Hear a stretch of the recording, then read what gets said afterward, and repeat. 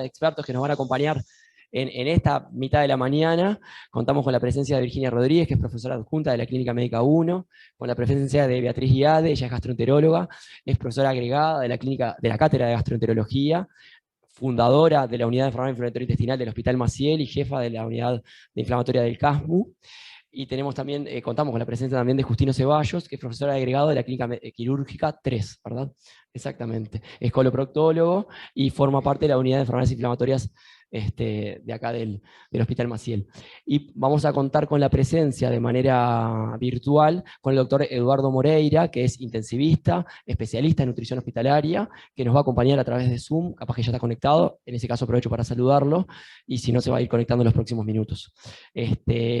Creo que ya podemos pasar a la presentación y de última, cuando vayamos a las preguntas de votación, ahí vuelven a pedir el PIN para poder loguearse los que falten. Se los recuerdo por última vez, 823-6767. La gente que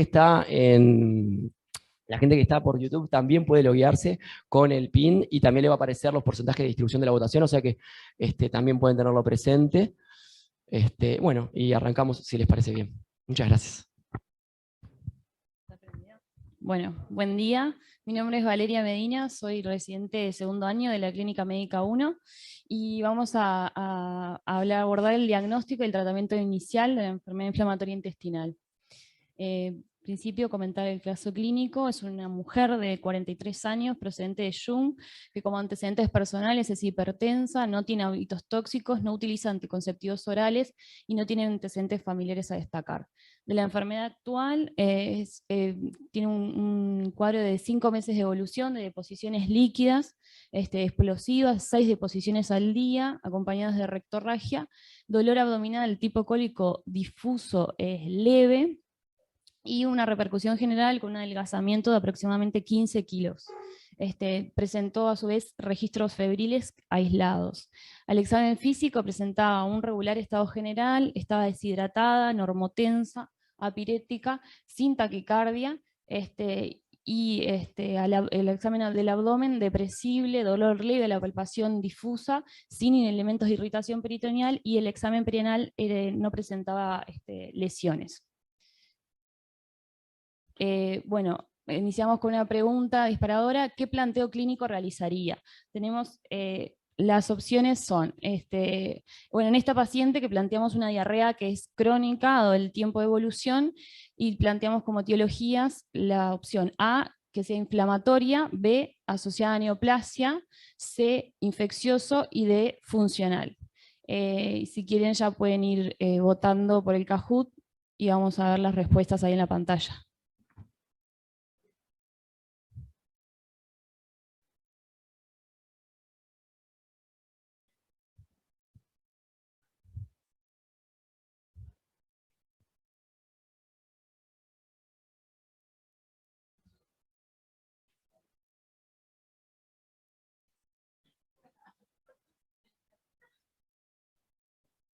Bueno, ahí vamos unos segundos para que marquen la opción que creen correcta.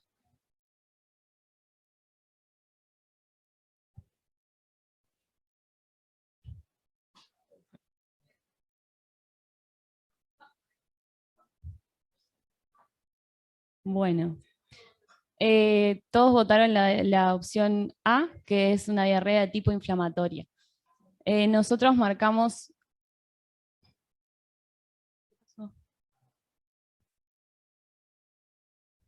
Ahí va. Como opción correcta, o como opción más correcta, la diarrea de tipo inflamatoria. En este punto hay que tener en cuenta que no es posible aún descartar el que sea de etiología infecciosa. Entonces tenemos que plantear los dos diagnósticos como diferencial, la inflamatoria y la infecciosa en esta paciente que presentaba una diarrea crónica con rectorragia, con dolor abdominal, de etiología de evolución crónica, ya lo dije, perdón, y con elementos de repercusión general. No sé si alguien de la mesa quiere hacer algún comentario en esta instancia.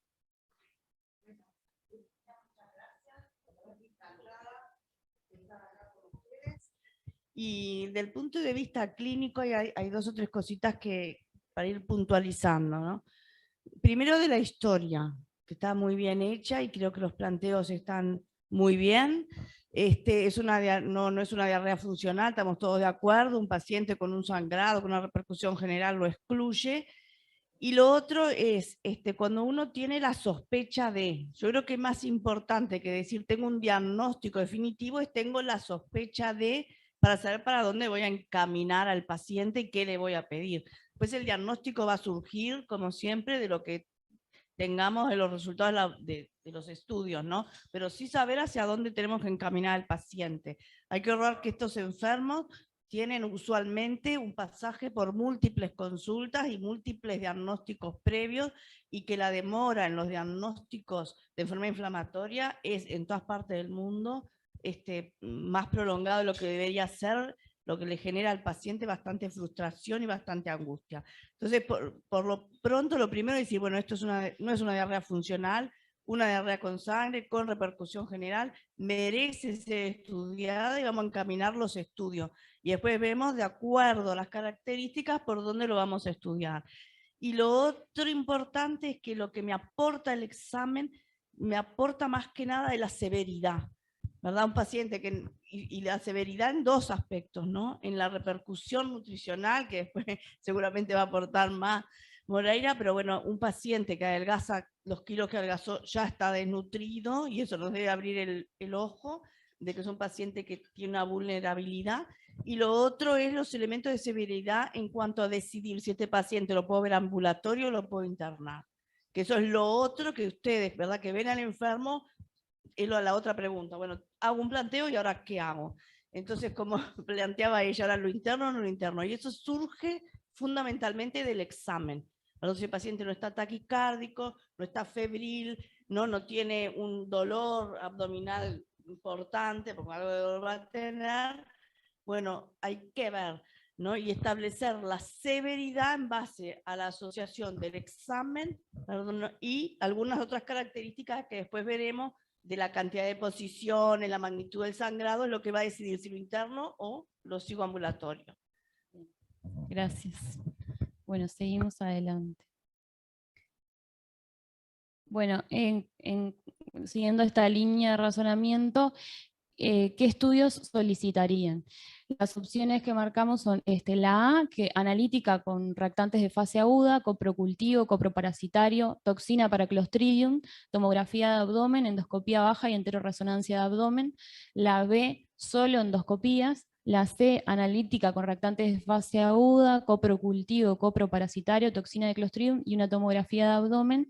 Y la D, analítica con reactantes de fase aguda, VIH, coprocultivo, coproparasitario, toxina para Clostridium, tomografía de abdomen y una endoscopía baja. Ahí se va a habilitar el Kahoot para que hagan la votación.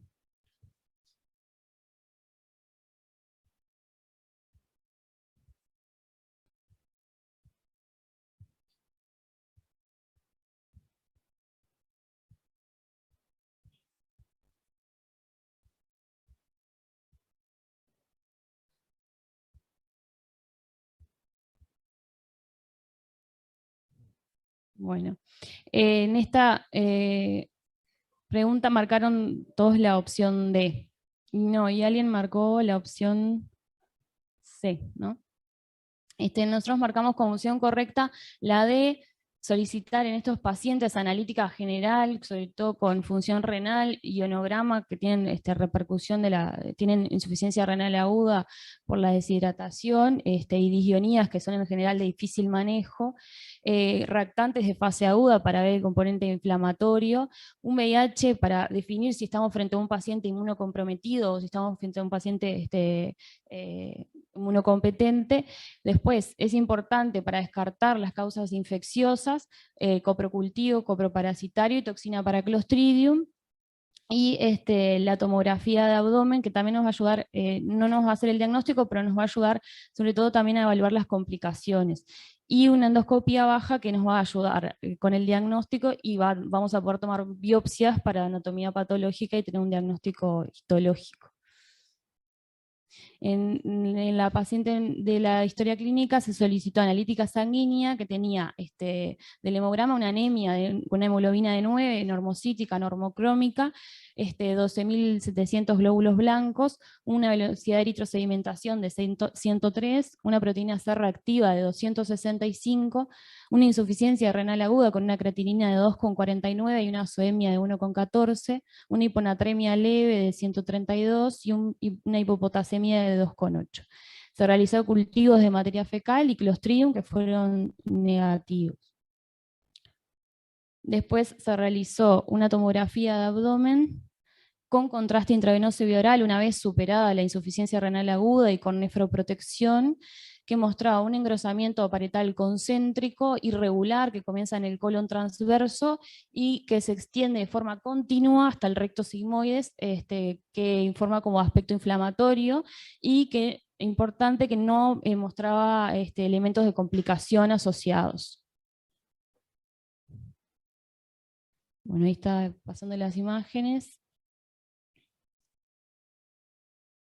Bueno, el otro estudio que se realizó es una rectosigmoidoscopía, que bueno, la inspección anoperineal fue sin lesiones, se realizó un tacto rectal que mostraba que se veía un esfínter normotónico y una ampolla libre, y ahí se procedió a realizar la rectosigmoidoscopía, que se exploró el recto y el colon hasta 35 centímetros del margen anal, y presentaba una afectación continua y circunferencial de la mucosa, con pérdida del patrón vascular, eritema, friabilidad al contacto, erosiones y microulceraciones. Y se tomaron muestras biopsias. De la anatomía patológica de esas biopsias tenía distorsión de la arquitectura de las criptas, criptas irregulares, algunas ramificadas, tenía criptitis y microabscesos en el corion con infiltrado linfoplasmocitario difuso con polimorfonucleares. Y también se realizó una inmunohistoquímica para citomegalovirus que fue negativa. Y ahí vemos la imagen de la rectosigmoidoscopía con las micro ulceraciones y el sangrado. Bueno, entonces con todos estos estudios que se realizó, planteamos la pregunta, bueno, ¿de qué planteo diagnóstico realizarían esta paciente? Tenemos como opciones A, la colitis ulcerosa, B, una colitis aguda infecciosa, C, una enfermedad de Crohn y D, diverticulitis. Y ahí tienen para marcar la respuesta que consideren correcta.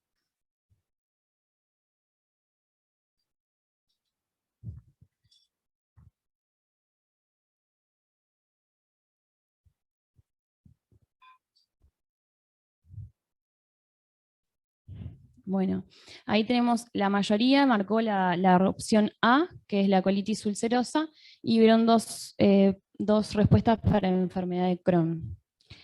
En realidad en esta paciente planteamos planteamos, para la redundancia, como planteo diagnóstico de la colitis ulcerosa.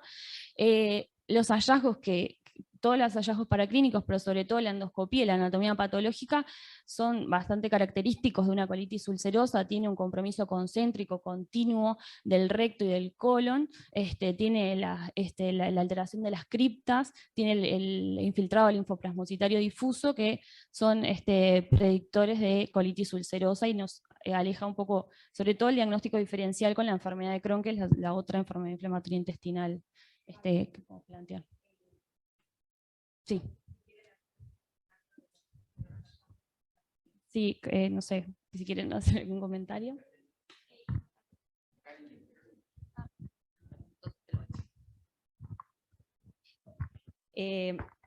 Bueno, ¿Quieres que vuelva para atrás? Perdón, vuelvo para atrás. No, solo comentar un poquito que esta paciente la elegimos a propósito porque no es una paciente cuadrada en su clínica, en su clínica, todos sus exámenes. Y creo que lo importante, siguiendo un poco lo que decía Beatriz, es que el planteo inicial, por lo menos, muchas veces estos pacientes tenemos que pensar que al debut no podemos, una cosa que tendemos a hacer es querer ponerles nombre. Y muchas veces al debut no podemos afinar más el diagnóstico que de enfermedad inflamatoria intestinal. Esta paciente llamaba la atención la repercusión general que tenía. Y eso siempre nos tiene que hacer pensar un poquito en la posibilidad de una enfermedad de Crohn. Entonces, Sí, después fue habiendo hallazgos que nos apoyaban más la colitis ulcerosa, pero creo que lo más importante es ir hacia, bueno, enfermedad inflamatoria intestinal. Uno de los pilares del diagnóstico es la evolución. Entonces, eso nos lo va a dar el tiempo. Y el paciente esté ansioso de que le pongamos nombre, nosotros estamos ansiosos de ponerle nombre y no lo precisamos en ese momento. Entonces, sin duda va teniendo color de colitis ulcerosa, pero para los dos que pusieron enfermedad de Crohn, yo le doy un tiempo para ver qué es lo que tiene. Bien.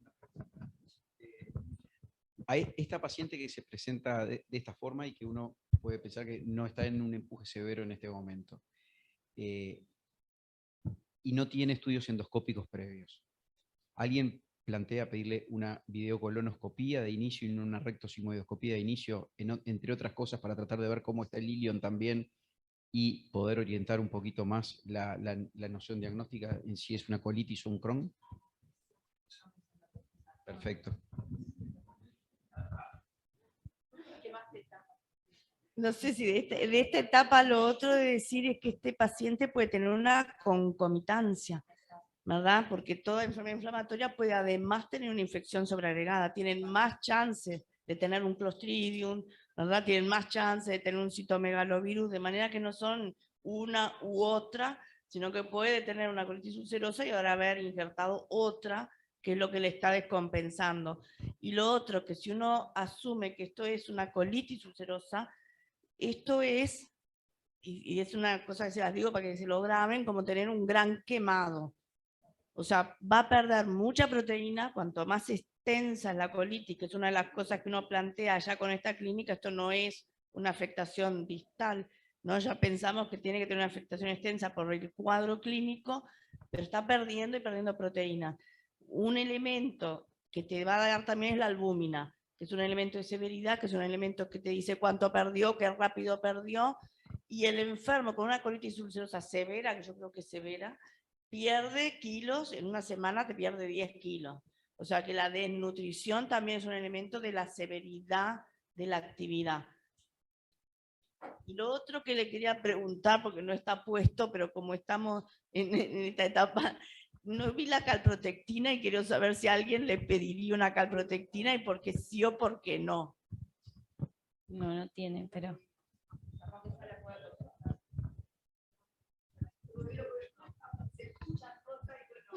Perfecto. No la tenemos. Idealmente, la calprotectina es el estudio en materia fecal de una degradación de los leucocitos, y es sobre todo para ver la diarrea inflamatoria. Se cuantifica y nos puede dar un parámetro de seguimiento, pero al diagnóstico, si no contamos fácilmente con ella, perfectamente ya comprobamos que tiene una diarrea inflamatoria. Entonces no es indispensable. Después para el seguimiento lo será, y si contamos con una de inicio mejor, pero no. A propósito, porque muchas veces como se habla tanto, piensan que es diagnóstico de enfermedad inflamatoria, en realidad es totalmente inespecífica. Cualquier proceso inflamatorio, isquémico, una diverticulitis, una infección, les va a dar una calprotectina, por lo tanto no es diagnóstico de enfermedad inflamatoria. Por eso lo quería comentar. Bueno, seguimos. Bueno, para hacer como un repaso de enfermedad inflamatoria intestinal, tenemos las dos grandes entidades, la colitis ulcerosa y la enfermedad de Crohn. Clínicamente es muy difícil de diferenciar una de la otra, tienen hallazgos similares, pero en términos generales la colitis ulcerosa tiene con más frecuencia, se presenta con sangrado rectal, el dolor abdominal es un poco más característico de la enfermedad de Crohn, la fiebre es más característico de la enfermedad de Crohn, pero si se presenta la colitis ulcerosa, que se puede presentar, nos habla de severidad. Masas abdominales es una complicación que es más frecuente en la enfermedad de Crohn que la colitis ulcerosa, y la enfermedad perianal y las fístulas son raras en la colitis ulcerosa y más frecuentes en el Crohn. Después, de la distribución de la enfermedad, característicamente la colitis ulcerosa compromete el recto y el colon, y la enfermedad de Crohn afecta a cualquier parte del tracto intestinal. Clásicamente se dice que desde la boca hasta el recto puede estar afectado. Y las lesiones cutáneas son más frecuentes en el Crohn que en la colitis ulcerosa. Después, los hallazgos endoscópicos, de la vascularización de la mucosa, en la colitis ulcerosa puede ser friable, con menos vascularización, y en la enfermedad de Crohn en general es normal la vascularización. Que puede haber ulceración en la colitis ulcerosa, principalmente si hay ulceración va a afectar a la mucosa, y si es transmural, en realidad ahí ya nos habla de algo severo. En la enfermedad de Crohn van a haber úlceras pequeñas de la mucosa o úlceras transmurales, puede haber indistinto. Estenosis se presenta con más frecuencia en la enfermedad de Crohn que en la colitis ulcerosa, y los pseudopólipos son hallazgos que pueden ser frecuentes en la colitis ulcerosa a nivel de endoscópico.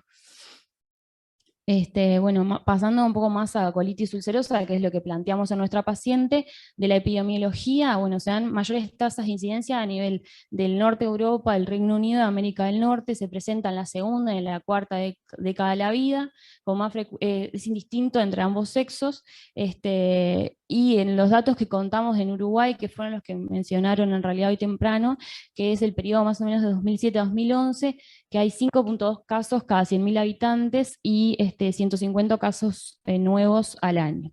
Como factores de riesgo que se pueden considerar: el uso de anticonceptivos, el uso de antiinflamatorios no esteroideos, una dieta pobre en fibras y alta en azúcares refinados, porque genera un cambio en la microbioma intestinal. Y los antecedentes familiares también son relevantes como un factor de riesgo. Como factores protectores, que en realidad, que están descritos en la bibliografía, que los pacientes apendicectomizados y el tabaquismo se vio que es un factor protector para el desarrollo de colitis ulcerosa, pero obviamente que no recomendamos el tabaquismo a los pacientes. Pero son datos que están descritos en la bibliografía. Como criterios diagnósticos de la colitis ulcerosa, existen criterios diagnósticos clásicos, que son los de Lennard y Jones, que son descritos desde 1980, que nos pueden ayudar a ordenar, por lo menos en el planteo, en el diagnóstico. Hay criterios clínicos, radiológicos, endoscópicos y anatomopatológicos. En lo clínico, como ya dijimos, no hay nada patognomónico ni específico que nos diga que esto es Crohn o es Cook, pero para tener en cuenta, se van a presentar con diarrea, que es a predominio nocturno y con urgencia defecatoria, con elementos patológicos, sobre todo rectorragia. Después, en los radiológicos, se puede solicitar una tomografía de abdomen, que no va a haber ningún hallazgo que nos específico de colitis ulcerosa, pero por ejemplo se puede ver un engrosamiento de la pared del colon, y se puede ver líquido libre abdominal. En nuestra paciente, recordar que tenía un engrosamiento de las paredes del colon. Y después, en los endoscópicos, clásicamente la afectación concéntrica y continua del colon, que va a estar afectado el recto y el colon, según la severidad y la extensión en realidad. La presencia de pseudopólipos, que ya habíamos mencionado hoy. Y lo anatomopatológico vamos a mencionarlo un poco más adelante con la histología. Entonces, ¿cuándo indicar una endoscopía en estos pacientes? Se recomienda que se realice una ileocolonoscopía total, con inspección del ilion terminal, y ahí tomar muestras para biopsia y hacer una anatomía patológica. Los objetivos de las endoscopías es para diagnóstico, para descartar diagnósticos diferenciales, para evaluar la extensión y la gravedad de la enfermedad, y para también identificar complicaciones.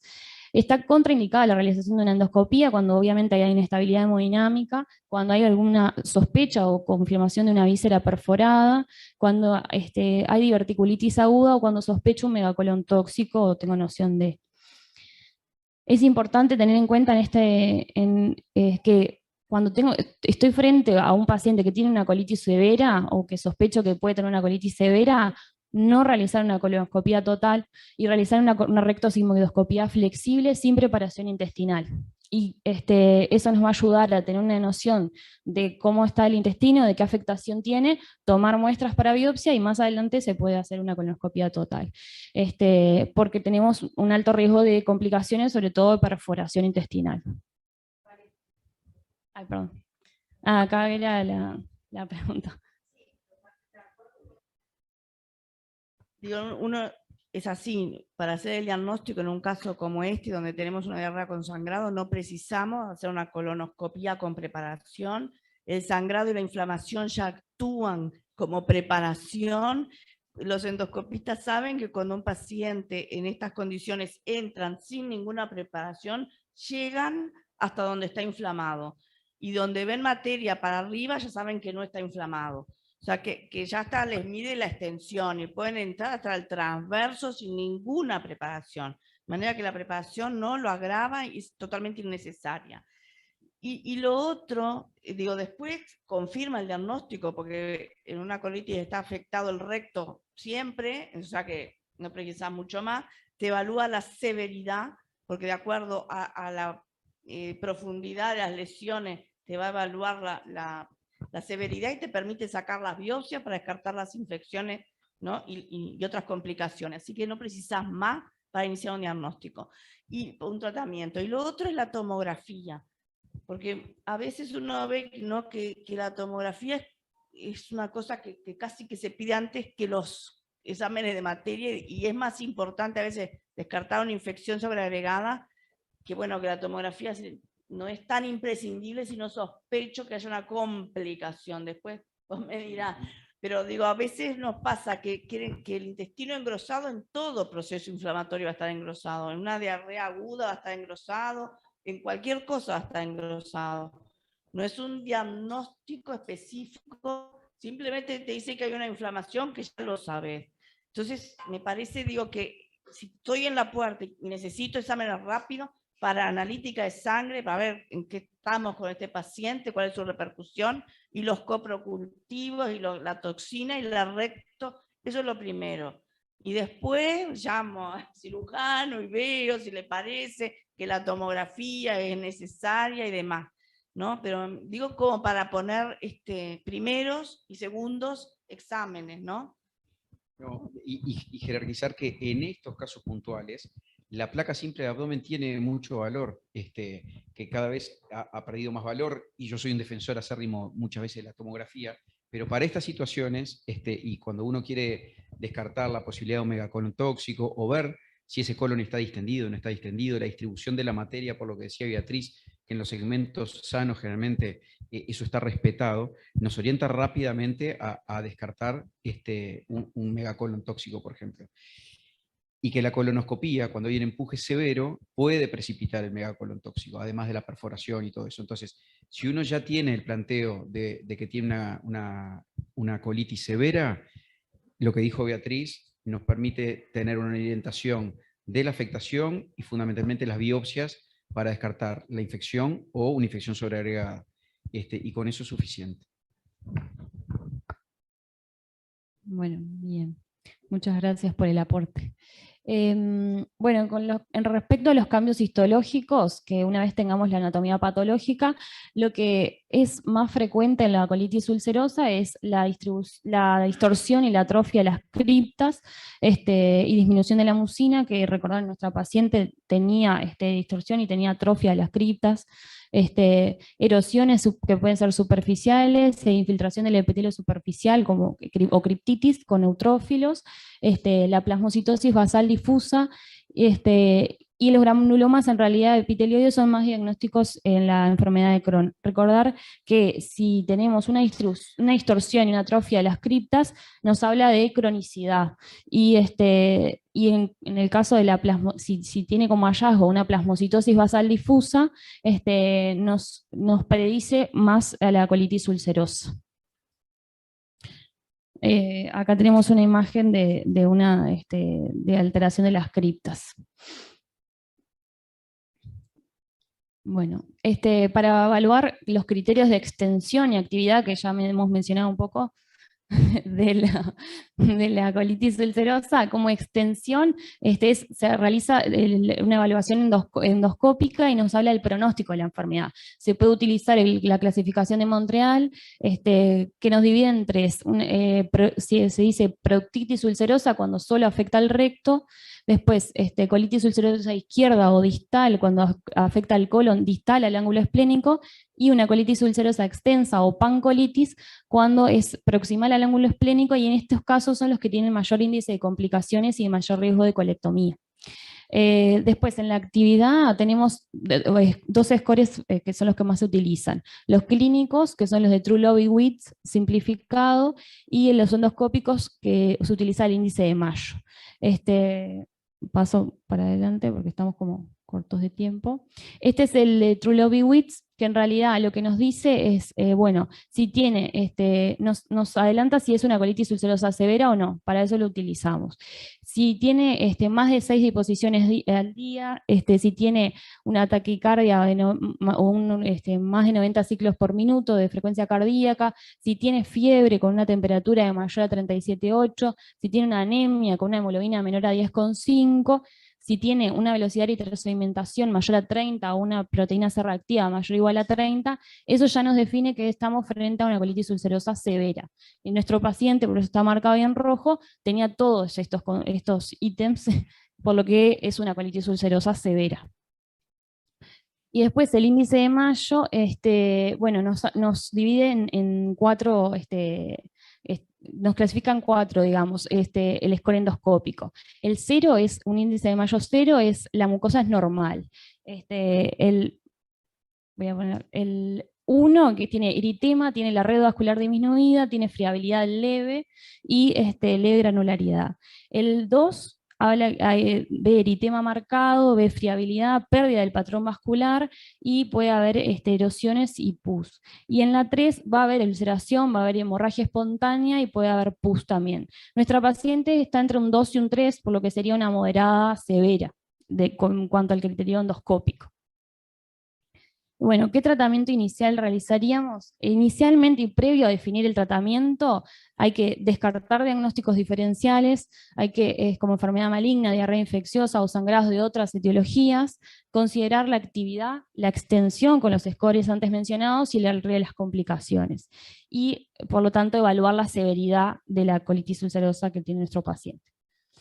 Bueno, con el diagnóstico de colitis ulcerosa, ¿qué tratamiento inicial realizarían esta paciente? Y tenemos las opciones: la A, corticoides vía oral y tratamiento de sostén; B, mesalazina y corticoides vía oral; C, mesalazina vía oral y rectal; y D, corticoides intravenoso, tratamiento de sostén y tromboprofilaxis.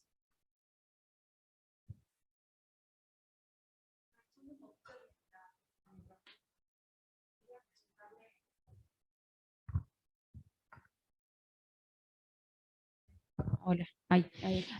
Aprovechando un poquito mientras votan, quería preguntarle a Beatriz por el tema de los scores, porque realmente preparando el PowerPoint nos encontramos en la bibliografía con una cantidad de score, y realmente vemos que es importante los scores clínicos y endoscópicos, y sabemos que ustedes los utilizan ampliamente, pero de esos scores que nosotros elegimos, ¿son los que ustedes más, digamos, utilizan? ¿Son los que más en la práctica clínica diaria, no? Es muy importante la pregunta. Hay un score que vos usás, y es lo que me parece que es lo que pusieron y está perfecto, que es el paciente con un empuje severo. Vos lo que querés saber es valorar: este enfermo está para ingresar, este enfermo está para medicación intravenosa, este enfermo está para seguirlo ambulatorio. Sigue siendo el índice de Truelove un índice muy rápido, muy fácil, con pocos elementos que tenés a la mano en cualquier lugar. O sea que eso sigue siendo así, todas las guías lo siguen. Después lo otro, que es agregarle un componente endoscópico, es como un poco más ya para evaluar cómo hacer el pronóstico y cómo voy a enfocar más a largo plazo este paciente. ¿No? ¿Qué riesgo de cirugía va a tener si no responde? Bla, bla, bla, bla, bla. Pero en la puerta, o cuando usted ve el enfermo y decidir lo ingreso o no lo ingreso, el Truelove es fácil y lo hacen en 2 minutos. Bien, Bueno, como opciones correctas marcaron la D, la de corticoides intravenosos, tratamiento gastroenteroprofilaxis, y hay gente que marcó la B, que es la de mesalazina oral y rectal. En esto vamos a ser enfáticos, nuestra paciente tiene una colitis ulcerosa severa, por lo tanto va a tener un tratamiento con corticoides intravenosos, se le va a hacer el tratamiento de sostén, y sobre todo recordar, nuestra paciente tenía insuficiencia renal aguda y tenía desguionías, estaba deshidratada con una repercusión general, y la importancia de la tromboprofilaxis desde el inicio. Bueno, recomendaciones para el manejo inicial de la colitis ulcerosa. El objetivo terapéutico es la remisión clínica y la cicatrización de la mucosa. Aparte, prevenir complicaciones y mejorar la calidad de vida del paciente.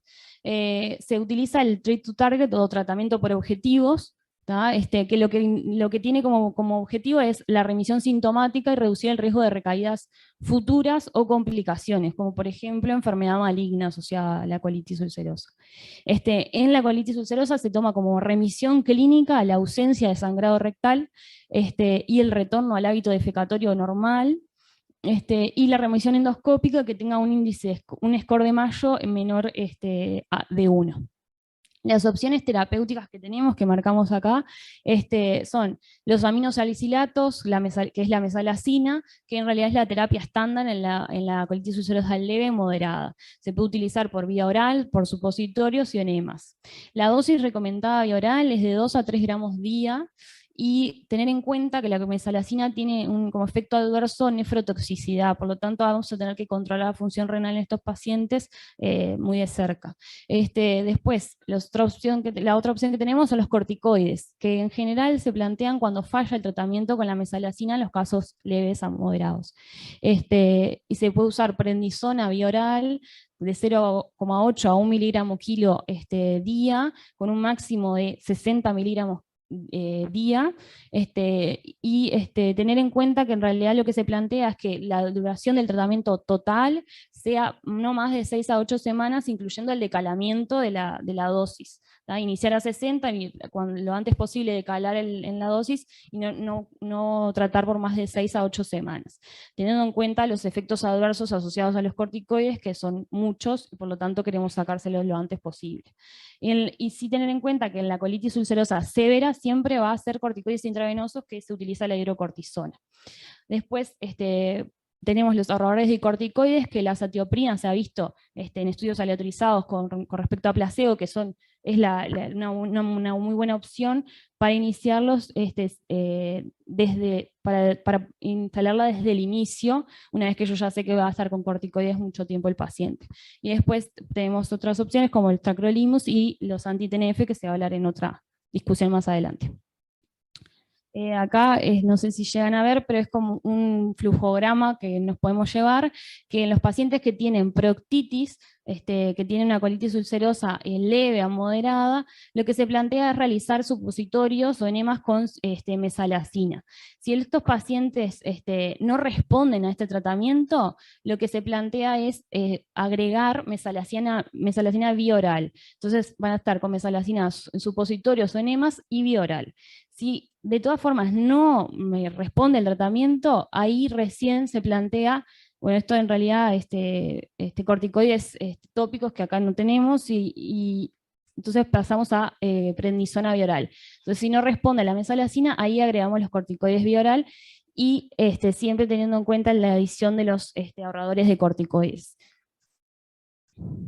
Y en los pacientes que tienen colitis ulcerosa severa, que ya los definimos cuando se define una colitis ulcerosa severa, descartada una vez lo infeccioso, vamos a comenzar con tratamiento corticoideo intravenoso con hidrocortisona. Y acá menciona también la importancia de la rectosigmoidoscopía temprana. Siempre tener en cuenta que los pacientes que tienen una colitis ulcerosa severa son de manejo intrahospitalario y siempre ingresan al hospital. Y también tomar en cuenta que estos pacientes son de manejo interdisciplinario, y desde el inicio se debe tener en contacto con el equipo de gastroenterología del hospital o del centro donde estemos trabajando, para tener un manejo conjunto. Y bueno, como mensajes para llevarte esa primera parte es que hay que descartar los diagnósticos diferenciales, sobre todo lo infeccioso, que existen estos scores clínicos y endoscópicos que nos ayudan a definir la actividad, la extensión lesionaria y por lo tanto el tratamiento que vamos a elegir para nuestro paciente, que es muy importante la rectosigmoidoscopía flexible del inicio, que lo va a determinar si es una colitis ulcerosa severa, vamos a elegir la rectosigmoidoscopía flexible, la mesalazina como una terapia estándar, sobre todo en los leves a moderados, que puede estar en vía oral, supositorios y enemas, la introducción de ahorradores de glucocorticoides precozmente, que se debe hacer profilaxis por el uso de glucocorticoides, vitamina D, calcio y Bactrim si va a estar mucho tiempo los glucocorticoides, y las inmunizaciones porque van a utilizar inmunosupresores, por lo tanto van a tener que estar inmunizados para virus de hepatitis B, neumococo, virus de la gripe, y la prevención de la enfermedad tromboembólica venosa, que en estos pacientes tienen un riesgo alto de enfermedad tromboembólica venosa. Bueno, y eso es todo.